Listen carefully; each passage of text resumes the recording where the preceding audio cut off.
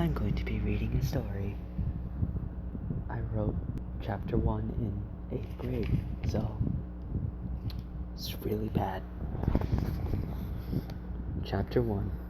You go, girl. Sassafras. We went to school like every other day, but today is different. Today I'm going to figure out if the ever so sexily handsome Dylan likes me. I started to notice that Dylan constantly used "you go girl" and sassafras around me. Could it be that I'm his girl? My girl, my... Sorry. The sassafras, is that his code or pet name for me? I don't know.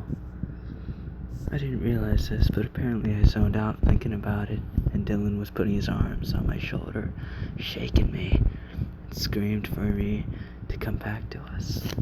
It seemed that the other people found it funny. Cough, Geronimo and Isabel cough. I knew deep inside, my Dylan cared for me deeply. After a whole day, he finally noticed me. Senpai noticed me. Geometry, he stared at me, and it was amazing. We hung out afterwards, and we went to his house. I think he truly cares for me. That was chapter 1 of a really bad fan fiction I made in 8th grade, as I say again, of my friends Dylan and Eric. Chapter 2, because that one was really short. Chapter 2, big old dick. My girl Eric looks ever so sassifying today. He wore skin-tight jogging pants for me to stare at in geometry. My love stood still a little bit, so I shook him and told him to come back to us. To me. Geronimo, that's sassafras, and Isabel laughed about it. When he came to, the look of his eyes into mine made me melt.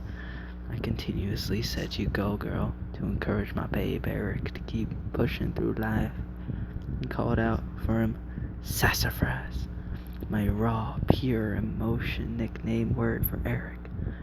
I asked Eric to come to my house after school to get this big old dick. I didn't tell him that, but I will. The walk to my house was so far.